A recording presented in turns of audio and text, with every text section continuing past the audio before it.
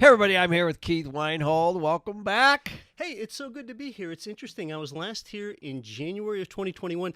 And remember, Ken, that's when we talked about how you can profit from inflation. Inflation was only 1.5% back then. So for all the viewers and listeners, had they watched that, they really would have profited from that surge of inflation. Yeah, we should go back and check that one out again, because I remember that discussion was fabulous. And now that's kind of the hot topic for sure. And so Keith has a great company. It's called Get Rich Education, right? That's right. And but before we go down that road, let's talk about how you started, because most people, they struggle with just getting started. I know you started with a Fourplex.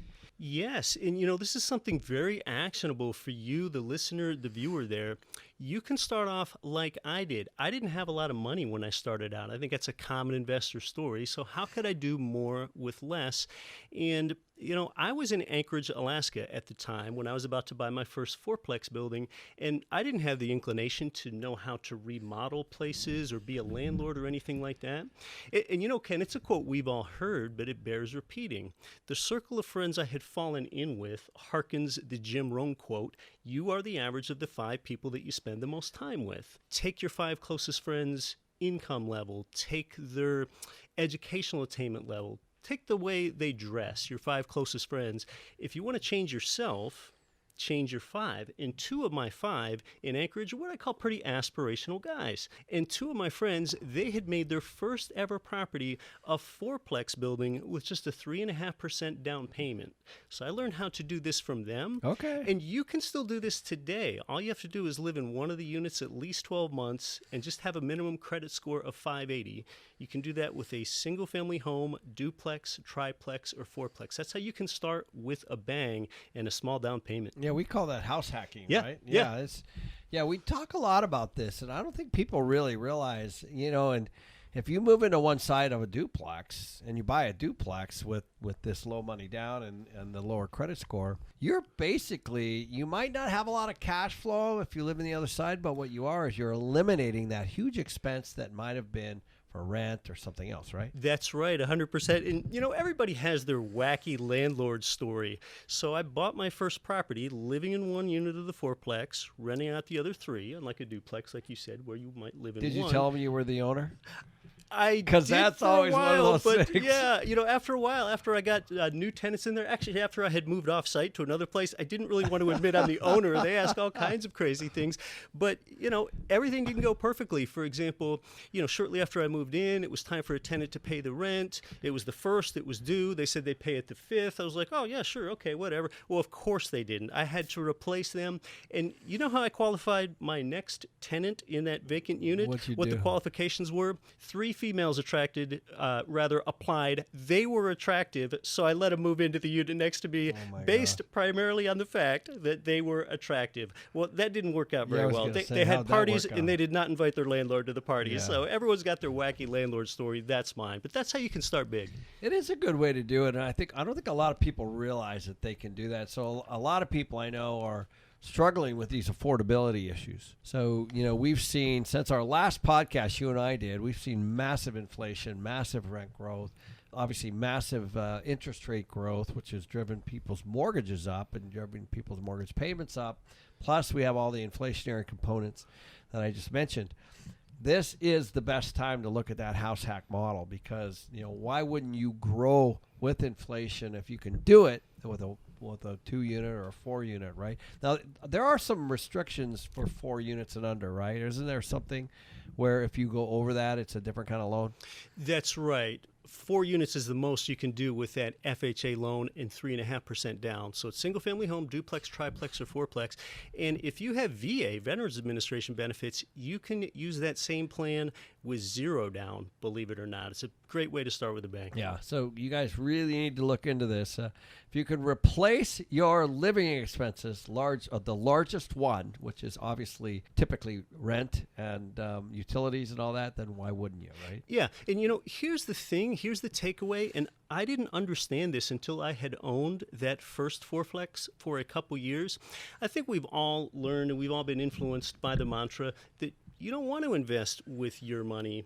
You can build wealth profoundly by ethically employing other people's money. We're talking about doing it ethically, providing people with housing that's clean, safe, affordable, and functional. With that fourplex, like I just described, I was using other people's money 3 ways at the same time, and you can do it too. Because I use the bank's money for the loan and leverage. I use the tenant's money for the income that you were just talking about to offset all the building expenses and the mortgage payments. And then thirdly, I was using the government's money for very generous tax incentives. Use other people's money 3 ways at the same time with a loan for income property. That's really going to accelerate your wealth building. That's right. That's right. And can you, with that, also do it with the down payment?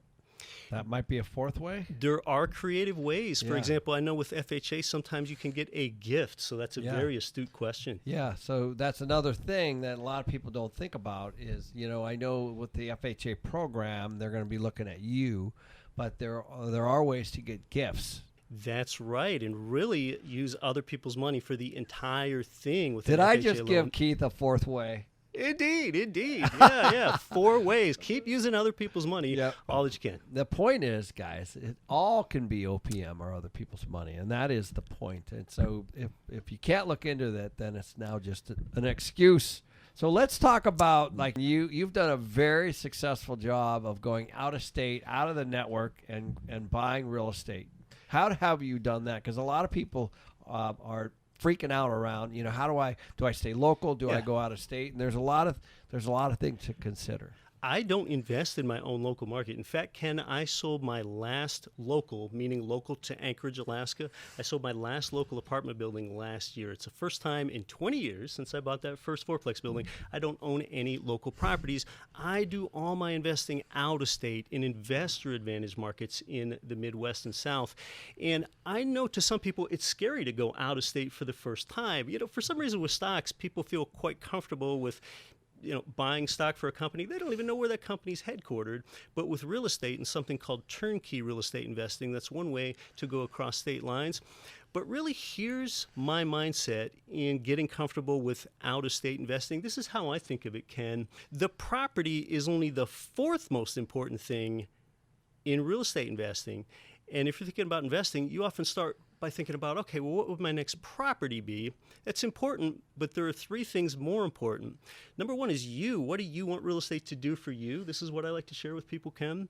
Secondly is, what market are you in? Thirdly, what's the team of professionals, especially your property manager, that you choose to surround yourself with? And then fourthly, and only fourthly, is the property. So let's go through that. It starts with you. What do you want real estate to do for you? Are you looking for cash flow, which is common, or appreciation, or tax advantages, or a lifestyle benefit, like maybe you want to live in it yourself? Once you've got that figured out, what you want real estate to do for you, the market is the next most important thing. There is more risk with being in a little ho-dunk market of 6,000 people where half the employment is tied to the zinc mine than you think. So I like to be in larger metros where you have a diversification of economic sectors, something that you really excel in, Ken. So the market's that second thing, because you need to have a place that's going to be filled with tenants. And when you buy your property, you need to have a reasonable expectation that 18 months down the road, you're going to have another tenant that's going to be able to come in and fill that property. And then the third most important thing is the manager, your team. I mean, a bad property manager would drive a good property into the ground, because you want this to be relatively passive. And fourthly, and only fourthly, is that property. And you know what happens, Ken? I see this happen so often. People get it 100% backwards. They go 4, 3, 2, 1. Yeah. First, they get all excited about a property and buy it because it has pretty blue shutters. Then they try to figure out if there's a good manager in the market because they don't like to get texts from tenants. And then secondly, they try to figure out the market that they bought in, and it's too late. And then they go back to number 1, which is you, which you're just so far out of line. And this is why a lot of people say that real estate doesn't work. So again, the property is only the fourth most important thing. It starts with you, market, and team first. Yeah, I find that if they're lucky, they do go 4, 3, 2, 1 all the time. Right. It drives me nuts because, as you know, and most professionals go 1, 2, 3, 4. And I think what happens is when they get to 1, they're figuring it out. You know, you need to start there because it certainly clears up the vision, right? Yeah, 100%. And you intrinsically know this, but you just haven't thought it through before. Like, for example, you already know that the market is more important than the property. A giant mansion in a swamp outside Charleston, West Virginia is not worth much, but yet a tiny 400 square foot efficiency apartment in the Tribeca neighborhood of Manhattan can be worth an awful lot. It just reinforces the fact that the market's more important than the property, and a lot of people get it wrong. It always has been, and it always will be. You know, because you can screw up a purchase in a market that's going like this, and you'll still look like a star. Yeah, and this will be true a decade and maybe even a century from now. Yeah, so that's why the market's so important.